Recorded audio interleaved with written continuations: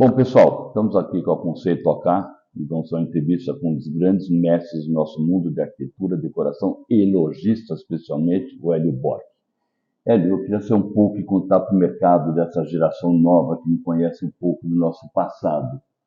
Como que você começou, falando do nosso amigo brasileiro, e onde você está hoje? Eu queria um pouco dessa história que as pessoas precisam conhecer no nosso mundo. Eu acho que a gente pertence a uma espécie dinossáurica. Eu sou de uma época paleontológica.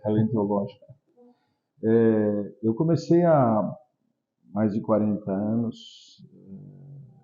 Comecei muito moleque, porque minha família já trabalhava com mobiliário. Você falou arquitetura, decoração? Não, eu sou moveleiro. Não, moveleiro, mas nesse nosso mundo. Não, eu estou nesse mercado. Às vezes as pessoas me perguntam, isso fica bem? Eu digo, eu não sei. Eu posso dizer se essa peça é boa ou não, e se tem o preço adequado ao que você está pagando, mas mais do que isso eu não posso falar. Eu posso dizer se fica bem é a opinião de quem é profissional da área. Então eu comecei com móveis populares, que era da onde vinha a minha família. Eu sou quarta geração, começou com o tio do meu avô. Ele veio para o Brasil nos anos 20 e comprou a empresa que era conhecida como Fábrica de Móveis do Brasil, que foi fundada em 1889. Então eu diria que eu cheirava pó de madeira enquanto eu estava no berço. Era mais ou menos isso. Então eu fui criado nesse meio e aquilo era um negócio de médio e grande porte, como se vê hoje Casas Bahia ou, sei lá, Luiza. Qualidade e preço baixo. No crediário fácil demais. Demais. Dá na cara que vizinho. A Fábrica de Móveis Brasil só vende móveis. Só móveis, só espertinhas. Demais. Fábrica de Móveis Brasil, tá? Claro que guardadas as devidas proporções da época. E o diferencial da minha história e o que fez me chegar até Monte Napoleone quando, no começo dos anos 80, a gente assumiu uma empresa que estava em dificuldade na época e que já era alguns degraus acima em termos de qualidade e perfil de mercado. Estamos falando ainda de épocas de importação fechada. O Brasil sem permitir importação de produtos, nem informação chegava tão bem, de 73 até 90. E aí a gente assumiu uma empresa que se chamava Henri Matarazzo, que era uma empresa muito tradicional, de móveis clássicos, de móvel rústico, e ele tinha tentado fazer uma empreitada no formato Tok-Stock, muito anterior à existência da Tok-Stock. Ele tinha estado na IKEA, na primeira loja que eles fizeram na França, o Henri Matarazzo era o nome de uma pessoa.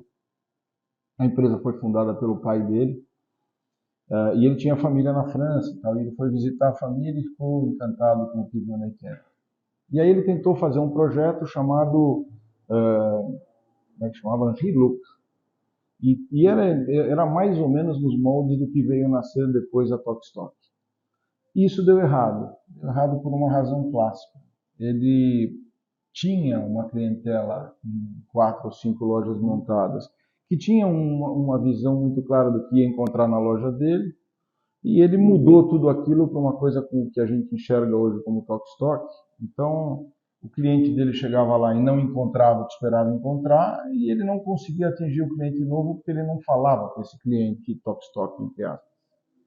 Então, esse foi o insucesso dele, colocou ele em dificuldades, a gente acabou assumindo a empresa, e aí eu comecei a dirigir a empresa, e a primeira coisa que eu fiz foi resgatar. Tirei tudo que era com esse aspecto IKEA, e resgatei e coloquei de volta os fornecedores que ele já tinha, eu sem conhecer sobre o assunto, só recuperei os existentes para não tentar me arriscar e fazer a empresa voltar aos trilhos do que ela era. Ela sozinha se ergueu por essa lógica. E aí o que aconteceu comigo, é a minha diferença em relação ao processo do passado, que continua, o varejo popular e tudo, mas a diferença para mim é que eu comecei a gostar do produto. Foi isso que foi o meu salto, minha mudança. A gente dizia, a Fábrica de Móveis do Brasil, naquela época era cafonérrimo, depois começou a virar cool, depois virou super bacana. a gente dava um boneco de presente, que segundo o cara que desenhou o boneco, disse que foi inspirado na minha cara quando eu tinha 4 anos de idade. Então está apresentável, né? Não sei se vocês acham parecido, mas isso aqui era o brasileiro. Essa peça, por exemplo, tem mais de 40 anos. Faz, acho que 45 anos que não se fabrica o boneco, que é de uma forma obsoleta. E diz que ele foi tirado do meu rosto. Agora, ele é cabeludo, eu sou careca, quer dizer, já não serve mais. Mas como que ele era entregue na época? Ele era entregue de brinde para a pessoa que comprasse um mínimo de X. Não era um valor alto, era um valor baixo, era um mobiliário popular, e a pessoa recebia de presente. Isso virou um meme da época, não se usava o termo meme, mas todo mundo falava, ele leva o brasileiro de presente.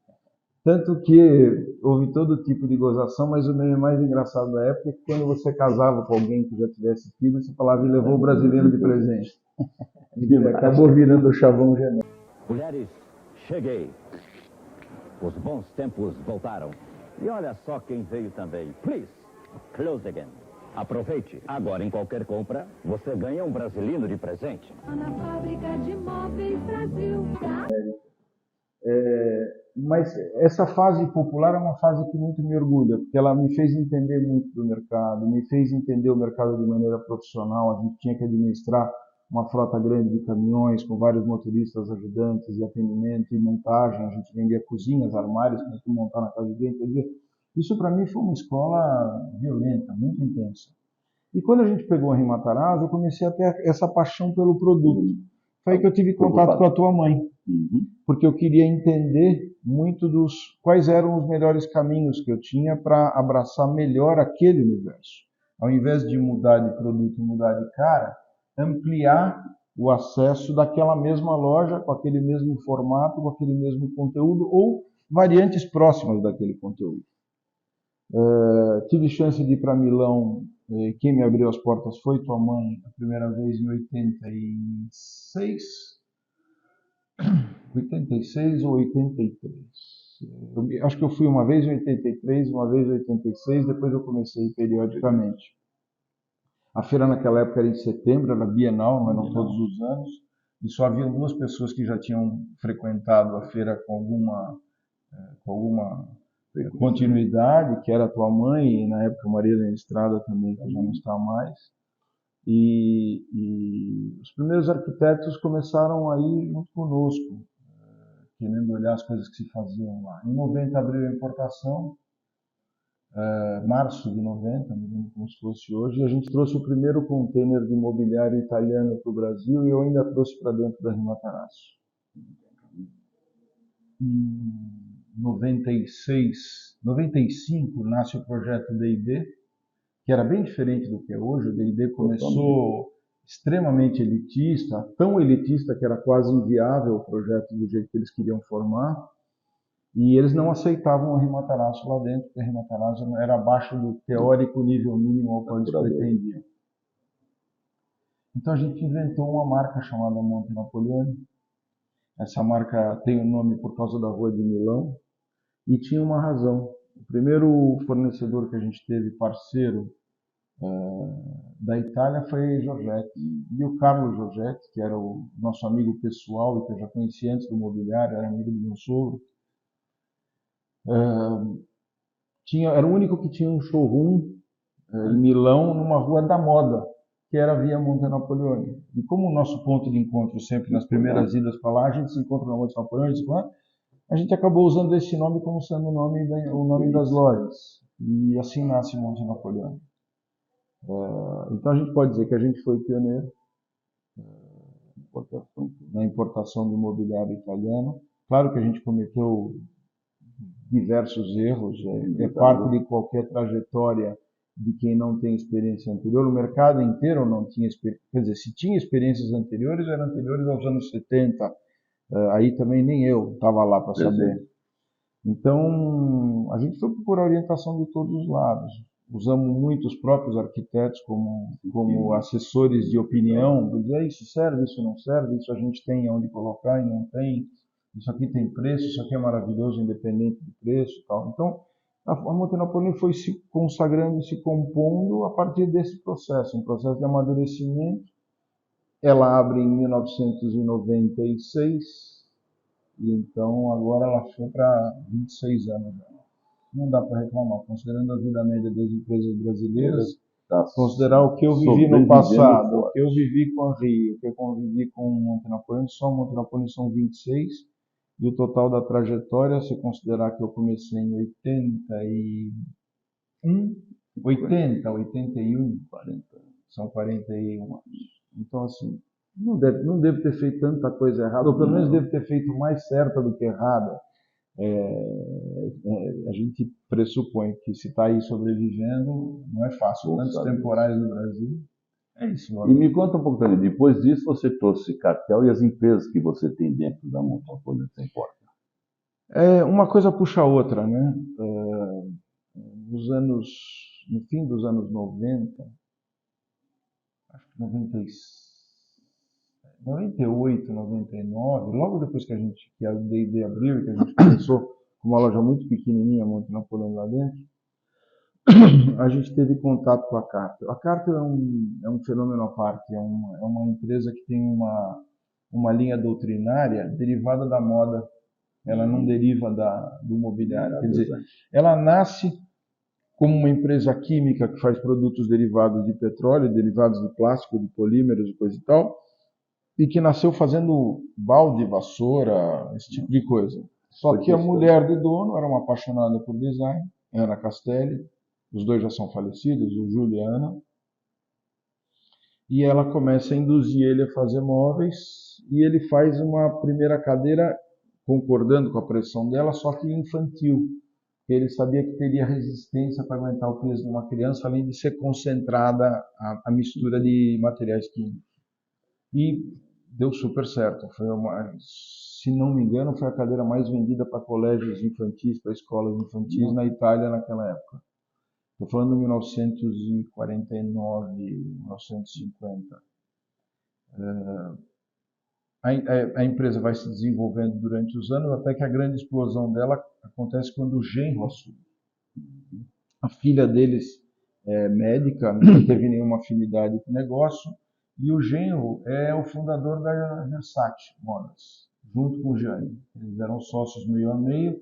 Ele era o cara do backstage que ninguém conhecia, que ficava por trás, e era o grande administrador do negócio e tal.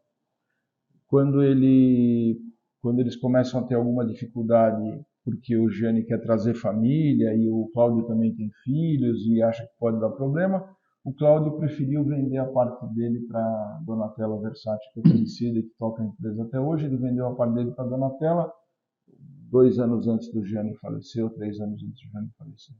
Ele é um cara que sempre esteve no lugar certo, na hora certa.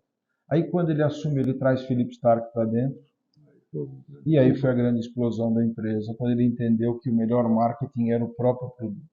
Nunca gastou um centavo em publicidade. Sempre entendeu que era o melhor investimento era no desenvolvimento do produto, porque naturalmente era mel para a imprensa. Claro. E a imprensa realmente levantou ele, e por consequência o que ele pensava estava absolutamente correto. A Cartel, então, nasceu como um nicho dentro da Monte Napoleão. A gente vendia 2, 3 itens com certa frequência, só que a gente não tinha exclusividade. Existia Cartel na forma com uma estratégia corporativa, o negócio deles era vender cadeiras para escritórios, para auditórios e tal, e também na By Design, que eu acho que não existe mais. E a By Design tinha estratégia de distribuição para outros lojistas do Brasil. Nenhum dos 3 tinha o mesmo foco, mas os 3 queriam exclusividade. Porque a gente sabe que no Brasil esses mercados são nichos pequenos. Então não adianta você querer, não é possível abrir o leque e ter 50 lojistas e empresas diferentes vendendo, como existe na Europa, normalmente. Mas os nichos são muito pequenos aqui, e com os custos da importação o preço realmente não fica barato. Então, nesse meio, o dono da Cartel vira para a gente e fala assim: olha, quem dos 3 fizer uma loja Cartel para esta finalidade, para vender Cartel, vai ficar exclusivo. A Forma não quis, a By Design disse: eu faço distribuição, para mim não faz sentido fazer uma loja Forma, uma loja Cartel, e nós dissemos sim, nós fazemos. Aliás, foi a Sandra que disse, não fui eu. Ela falou: eu vou fazer, porque eu acredito na marca e acho que a marca tem potencial para justificar uma loja própria. Ela tem uma diversidade de produtos gigante, faz luminária, faz acessórios, presentes, faz uma opção de coisas, e é uma linha muito ampla. E aconteceu, a gente fez a loja fazem acho que 17 ou 18 anos agora que a gente tem loja só Cartel e está lá até hoje. Indo super bem. Vai bem, assim, com todas as dificuldades que houveram no Brasil, passamos maus bocados como todo mundo, nos apertos de pandemia e crise, e plano real, plano Collor, e todos os perrengues que todo mundo teve, né? A crise quando afetou os Estados Unidos em 2008, pegou todo mundo aqui por tabela, quer dizer, todos os perrengues que a gente sabe que é essa montanha-russa que é operar no Brasil. Mas estamos aí, e Carta também está junto. E tá nessa linha, firmemente. qual outro produtos importados você tem na loja Sofran? No decorrer dos anos, a gente foi trocando de parceiros algumas vezes por questões comerciais. Então, nós tivemos já até hoje mais de 40 marcas importantes da Europa parceiras, das quais a gente foi trocando. Hoje a gente trabalha prioritariamente com poltrona Frau, que eu acho que, na minha opinião, é a melhor qualidade existente hoje no mercado imobiliário mundial. A especialidade deles é mais couro que outras coisas, mas eu acho que não existe nada do mesmo nível. É a mesma empresa que faz interiores das Ferraris, dos barcos Ferretti, dos grandes iates do mundo, dos grandes aviões do mundo, do Falcon, que é projeto do Foster, e o interior é sempre Frau, as grandes companhias aéreas que inventaram essas primeiras classes revolucionárias, tipo Emirates, Etihad e Qatar, as dos Emirados, a Singapore Airlines, Cathay Pacific, essas empresas usam nas suas salas VIPs dos aeroportos e dentro do acabamento das aeronaves, nas primeiras classes, às vezes até nas executivas também, usam o trabalho da poltrona Frau, porque ela que vai lá e reveste as coisas e entrega os produtos para eles instalarem nas salas ou nas aeronaves. Então, eu acho que é a empresa mais emblemática hoje para nós. Depois dela, a gente tem muita coisa. A gente tem Glass, que faz coisas fantásticas em vidros, coisas únicas, investe no design em vidros e cristais, que é impressionante. Multeni, que é uma empresa muito complexa, talvez o maior grupo nesse nosso setor, em termos de faturamento internacional. Cassina, MDF Itália, que é da família Cassina, porque hoje Cassina, a Frau é um grupo econômico, e a família Cassina, depois que saiu de lá, comprou uma outra empresa chamada MDF Itália. Depois eles também compraram a Cerbis, que a gente também representa, que é a mais antiga do mundo do design. É a empresa número 1 investir em desenho na Itália. Foi das primeiras. Foi a primeira. Quer dizer, das que estão vivas e que eu saiba, é a única existente, é a mais antiga existente. Tivemos muitos anos parceria com a Bang Olufsen, que faz equipamentos de áudio e vídeo dinamarqueses extraordinários.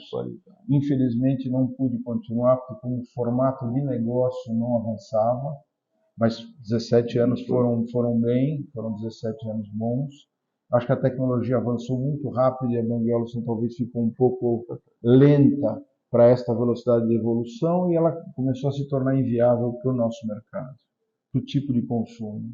Mas assim, a gente tem uma parceria histórica com um monte de empresas desse nível, e eu acabei sendo apaixonado por produto. Então, meu negócio é produto, realmente a minha ligação mais intensa é com as fábricas, é com os designers, é a praia que eu gosto. A Sandra ficou muito voltada nessa relação comercial, principalmente com os arquitetos e os decoradores, de quem a gente depende intensamente. Eu sempre digo o seguinte: como o consumo de imobiliário é um intervalo de tempo muito grande para o consumidor, ele consome uma vez a cada, 5 ou 10 anos no mínimo, ele não tem noção de valores. Então, às vezes, eles simplesmente acham que a gente cobra um valor extraordinário. Não é verdade, é custo alto mesmo de produção, mão de obra caríssima, qualidade de materiais espetaculares, super selecionados. A Itália tem 20 mil fábricas de móveis e a gente fala sempre das mesmas 30 ou 40, os nomes não mudam. Então, imagina, nós estamos falando do país que é reconhecido como o melhor produtor de imobiliário do mundo, e nós estamos falando de 1 milésimo deste volume, em termos de qualidade top. Então, realmente justifica-se o preço. Mas a gente tem a necessidade de ter o arquiteto e o decorador intervindo nessa explanação ao cliente, porque a gente, como vendedor, é suspeito em certos argumentos. O consumidor pode achar que é uma argumentação não suficientemente embasada. Enquanto o arquiteto e o decorador é o médico dele, a gente é a farmácia. É o médico que vai dizer, esse você pode comprar genérico, esse você não pode, esse você tem que comprar de primeira qualidade, senão não faz bem à sua saúde. E a mesma coisa nessa relação que a gente tem com eles.